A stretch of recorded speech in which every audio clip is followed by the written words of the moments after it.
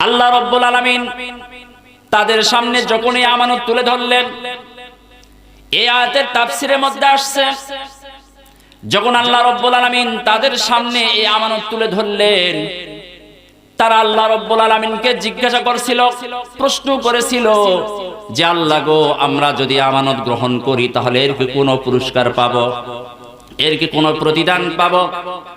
আল্লাহ রাব্বুল আলামিন বললেন, হ্যাঁ অবশ্যই তোমরা প্রতিদান পাবে, অবশ্যই তোমরা এর পুরস্কার পাবে। তখন তারা বলল, আল্লাহ আমরা একটু জানতে চাই সেই পুরস্কারটা কি।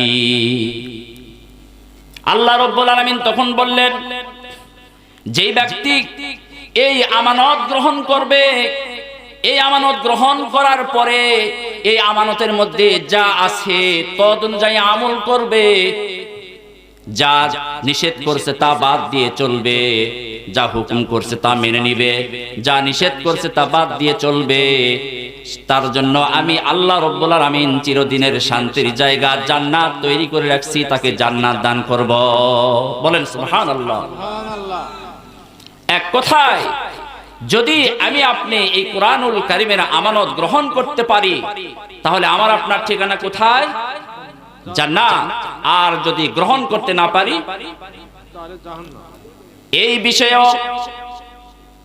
আসমান, জমিন এবং পাহাড় আল্লাহ রাব্বুল আলামিনকে প্রশ্ন করলেন, জিজ্ঞাসা করলেন, আল্লাহ গো,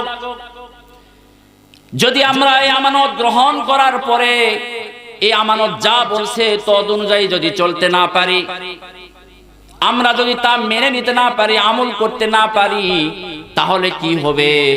আল্লাহ রাব্বুল আলামিন তখন বললেন, যে ব্যক্তি আমানত গ্রহণ করার পরে আমানত অনুযায়ী আমল করবে না, যা বলছে তা মেনে নিবে না, কোরআন বলছে নামাজ পড়তে হবে, নামাজ পড়বে না, কোরআন বলছে সুদ খাওয়া হবে না, সুদ খাবে, কোরআন বলছে জেনা করা যাবে না, জেনা করবে, কোরআন বলছে যে ইলম শিক্ষা করা ফরজ, তোমরা ইলম শিক্ষা করো, ইলম শিক্ষা করবে না, কোরআন বলছে তোমরা যাকাত দাও, যাকাত দিবে না, কোরআন যা বলছে তার বিপরীত ভাবে চলবে। আল্লাহ রাব্বুল আলামিন তখন বললেন যে তাদের জন্য আমি আল্লাহ শাস্তি দেওয়ার জন্য জাহান্নাম তৈরি করে রাখছি, তাদেরকে আমি আল্লাহ শাস্তি দেওয়ার জন্য জাহান্নামে নিক্ষেপ করব। বলেন নাউজুবিল্লাহ।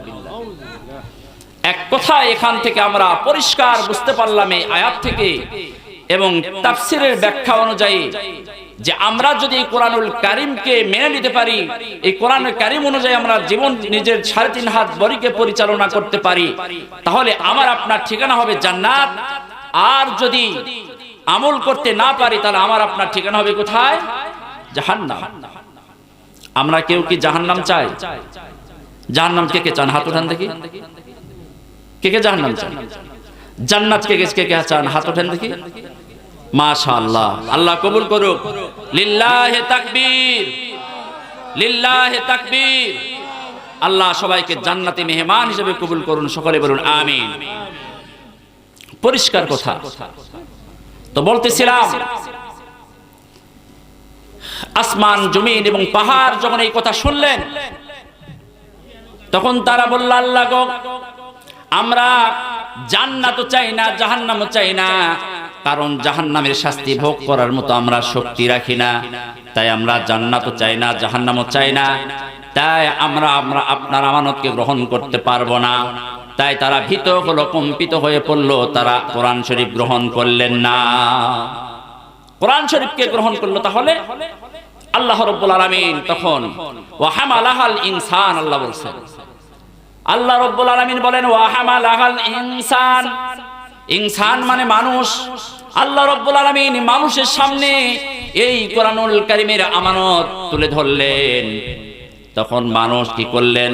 এই কোরআনুল কারীমের আমানত বিনা প্রশ্নেই কি বলেন, বিনা প্রশ্নেই এই কোরআনুল কারীমের আমানত গ্রহণ করলেন। চিৎকার দিয়ে বলেন সুবহানাল্লাহ।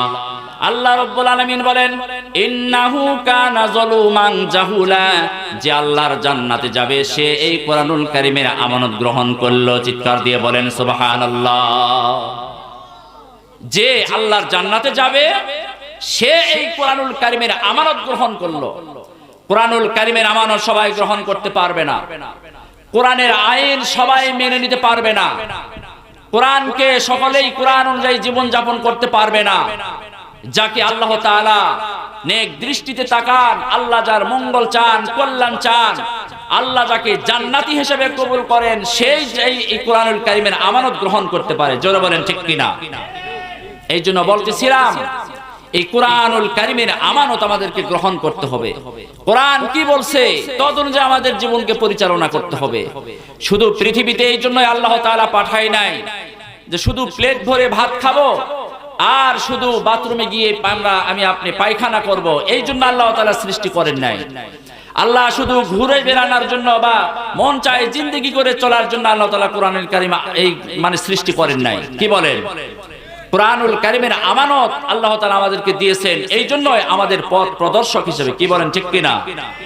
আমি আপনি আখিরাতের পথকে চিনতে হলে কোরআনুল কারীমকে সামনে রাখতে হবে। কি বলেন?